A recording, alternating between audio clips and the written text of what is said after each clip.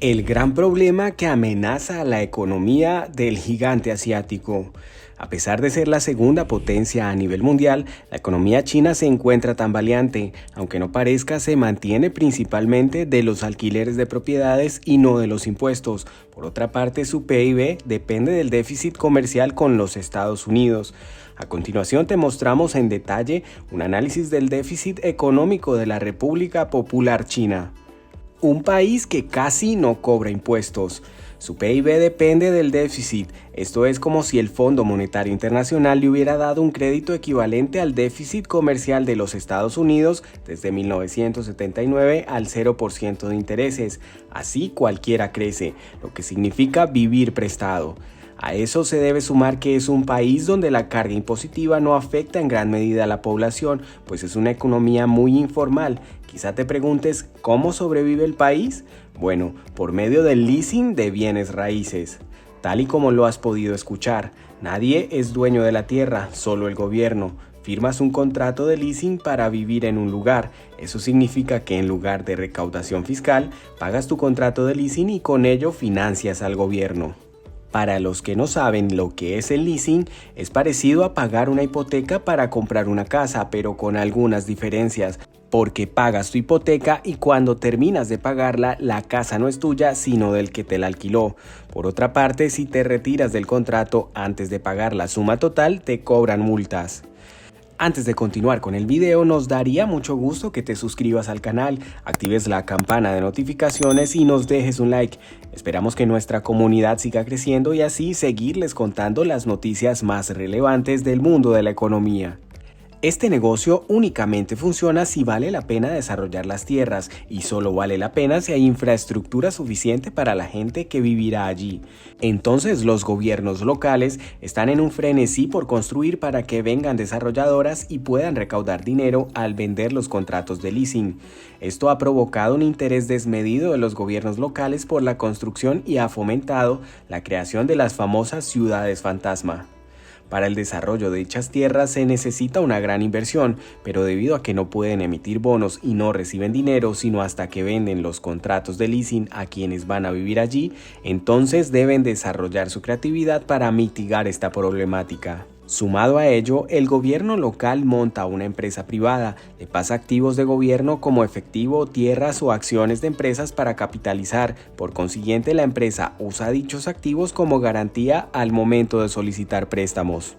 El dinero prestado financia proyectos de infraestructura y los bancos empacan estos préstamos y venden bonos respaldados en ellos.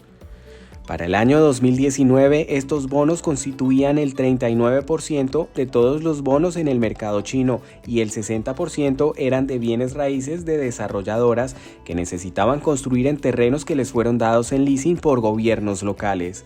De forma muy indirecta, estos bonos están respaldados por el Partido Comunista, tirando la deuda pública al sector privado, lo que maquilla las cifras de deuda versus el Producto Interno Bruto.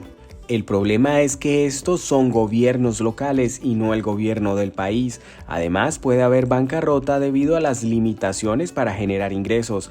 Mientras el valor de la tierra suba, no hay problema con este sistema, lo que causa que las prácticas financieras más imprudentes obtengan ganancia. Pero con las cuarentenas estrictas los negocios sufren y el ingreso del gobierno también. La confianza en los bienes raíces ahora se ve manchada con casos de quiebras muy prominentes. Esto hace que menos gente quiera invertir en propiedades y se construye menos, lo que se traduce en menores ingresos para el gobierno. Como consecuencia, los bancos ya no están interesados en tener estos bienes como respaldo. Entonces, han tenido que impulsar más proyectos de infraestructura para compensar los daños de la cuarentena. Esto significa más dinero que se va, menos que viene y menos opciones para recaudar mientras tanto. China es un mercado de bonos de 19 billones de dólares construidos sobre la base de crecimiento perpetuo. Ahora el gobierno central debe salir a rescatar a los gobiernos locales para salvar la reputación del partido. Por ahora compara esto con el mercado global de securities, respaldados en hipotecas de 11 billones de dólares y verás que el tamaño del asunto es crítico. Es mucho mayor que el PIB de China. A esto se suma el problema de vencimientos de contratos de leasing. ¿Qué hacer con la tierra ahora? Originalmente el dinero iría al gobierno de nuevo, sin embargo la creencia general es que no pasaría porque esta es una práctica muy impopular. Pisos con 20 años para que venza el leasing cuestan lo mismo que pisos a los que les faltan 70 años. ¿Y qué pasa cuando vence? La regulación no indica si hay que pagar una tarifa o no al renovar el leasing. Si no cobran la tarifa, habrá menos ingresos fiscales. El gran problema de todo esto es que la gente no paga impuestos, solo el 2% de la población lo hace sobre sus ingresos. Antes de continuar con los aspectos más cruciales de la problemática de impuestos en la economía china, déjanos un like y suscríbete. Un gobierno sin control de la economía. La mayoría de los chinos tiene empleo en economía informal, tiendas pequeñas, trabajos en granjas y trabajos que se pagan en efectivo. La gente en el otro extremo recibe cheques y lo pasa por activos que reducen masivamente su carga fiscal. La gente en medio tiene un empleo formal y no tiene los medios para evitar pagar impuestos. No han querido poner solución al tema de la evasión fiscal porque consideran que el dinero en manos de particulares impulsa la actividad de negocios. Además, buscan crecimiento económico, pero en cualquier momento pueden investigar a la gente para silenciarla si abre mucho la boca. El problema que todo esto trae no solo es la injusticia, sino que limita mucho el control del gobierno sobre la economía. Esto evita que pueda haber un control macroeconómico en cualquier dirección, que no sea hacia arriba, lo que dificultaría mucho el control sobre la economía porque no puedes ofrecer incentivos fiscales para empujar en una dirección u otra. El problema humano. A toda esta problemática se suma que los altos precios del leasing de pisos sirven automáticamente como mecanismo de control de natalidad, porque evita que se pueda mantener a un hijo en una situación de crisis demográfica. Con la salida de empresas y un desempleo del 18% entre jóvenes, primero los jóvenes empezaron a unirse con corrientes sociales como Tang Ping y finalmente Bailan. Desde que China empezó a copiar a Occidente en sus modelos económicos, lograron ampliar y hacer planes más sofisticados, lo que obviamente magnifica los efectos negativos de dichas medidas económicas. Lo primero que no pudieron ver es que la economía es ante todo destinada a mejorar la condición del ser humano, la economía al servicio de las personas y no al revés como predicaba la ideología de Occidente. De esta manera, China se encuentra en un predicamento por varias razones. Su PIB está atado al déficit comercial con los Estados Unidos, no tiene autonomía financiera porque no desarrolló un mercado interno con amplia clase media para poder sobrevivir y ser autónomo. El mercado interno sirve como instrumento regulador monetario y es más efectivo cuando hay una amplia clase media. El mecanismo de ingresos fiscales está basado en un esquema de Ponzi con bienes raíces. Necesitarían una reforma radical que disgustaría a las élites del partido y a los empresarios. Las opciones son incomodar a la élite poniendo un sistema de impuestos funcional o con el tiempo volver a ser pobres como en 1978. La invasión a Taiwán solo aumentaría el gasto público porque la guerra es puro consumo y gasto, forzando a que haya una mayor recaudación fiscal. Además, Taiwán no posee demasiado valor para expandir el fraude de Ponzi. También hay un problema de valores donde la corrupción en una estructura ampliamente centralizada genera problemas que no ocurrirían en tan gran escala con valores y cultura de otros países.